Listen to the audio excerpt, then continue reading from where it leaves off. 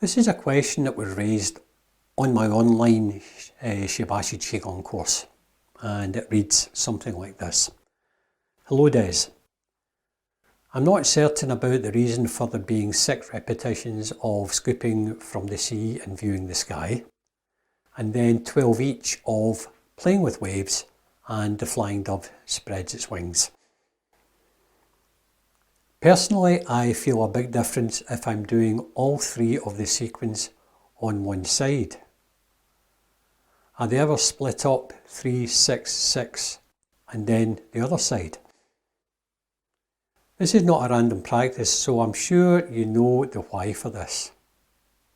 I think I understand the question. Okay, I see what you mean regarding the lecture on scooping from the sea to view the sky. Yes, I repeated the exercise 6 times to each side before discussing some of the aspects of this Qigong. But then I went on and repeated 6 to each side, making a grand total of 12. Having watched the Follow Me video for the same exercise, I think, if I've counted correctly, that I repeated the Qigong 10 times on each side. 2 different numbers. Let's talk about those numbers. In many Qigong sets, you're given instruction on how many times you should repeat an exercise. This instruction is for beginners, and it's a guide, not a rule chiselled in stone. This guideline makes sure that the Tyro practices each exercise enough to start to gain an understanding of it. There's also another message in this guidance. A message that many overlook. Repeat X amount of times tells you that each exercise is individual and should be treated as such.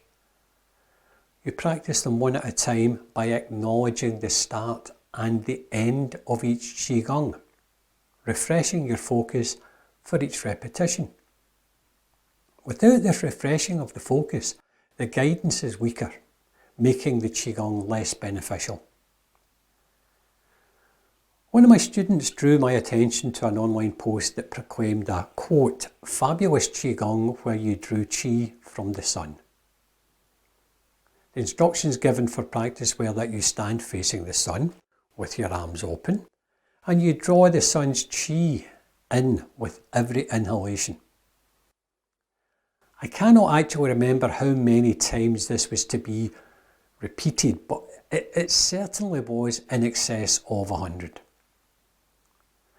Let's take this arbitrary number of 120. If the practitioner gets the count wrong and does 119 repetitions, have they failed to do quality Qigong? The answer is yes, they've failed. If the practitioner gets the count wrong and does 121 repetitions, going that bit further, have they failed to do quality Qigong? Again, the answer is yes, they've failed. If the practitioner gets the count correct and does exactly 120 repetitions, have they succeeded in doing quality Qigong? The answer is no. In all 3 cases, the focus was on counting and not on guiding the Qi. You cannot focus fully on guiding the Qi if you're counting, no more than you can do quality Qigong while driving a car, reading a newspaper, watching sport, etc. You need to be 100% in the moment, focusing on the Qi. Now to the question about the sequence of practice. You do not need to follow the laid out sequence of the Shibashi. Your choice may be determined by whatever elements or meridians you wish to work on. It may be down to time constraints. In the Shibashi, the sequence of these 3 Qigong is scooping from the sea to view the sky, playing with waves, then the flying dove. However, playing with wave utilises the most basic method of syncing the Qi to the front and the rear. The flying dove uses a more advanced method, reducing physical activity, and scooping from the sea to view the sky is the most advanced method of sinking, just moving the chi. The official sequence is a bit back to front in this regard, and in my live classes and courses I start by teaching the basic sinking method and work towards the advanced.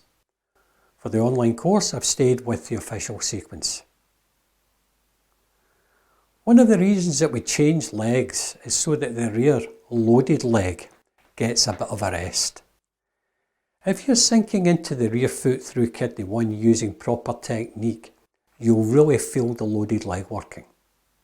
To begin with at least, this will prompt people to change stance. However, that does not mean that you cannot do all 3 on one side and then repeat all 3 on the other. You can do this if your legs are strong enough. Remember though, that if your leg is tired, sore or aching, it will be grabbing your attention and reducing your focus on the internal. There are a number of ways of checking whether or not you're in proper posture, and by that I mean the posture achieved by sinking through kidney 1 rather than pushing from front to back. I'm only dealing with the rear leg here. From front stance, move the weight back and hold posture. Where is the weight? The pressure on the foot. If it's anywhere other than directly through kidney 1, you've pushed and you haven't sunk. In that case, to get a better understanding of how this posture should feel, adjust your position until you feel kidney 1 physically pressed down. When you have done that, check your alignment. Are the hip qua open?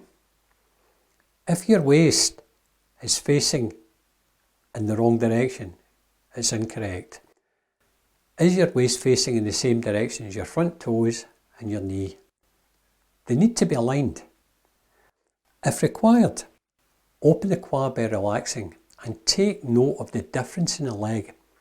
It should feel compressed, and there's a huge difference between this and not sinking and rooting.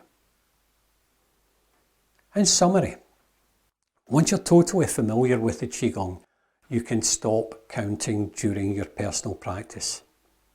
Change to the next Qigong when your Shen signals for you to move on, or when the focus wanes, or when there are physical distractions that are interfering with your focus.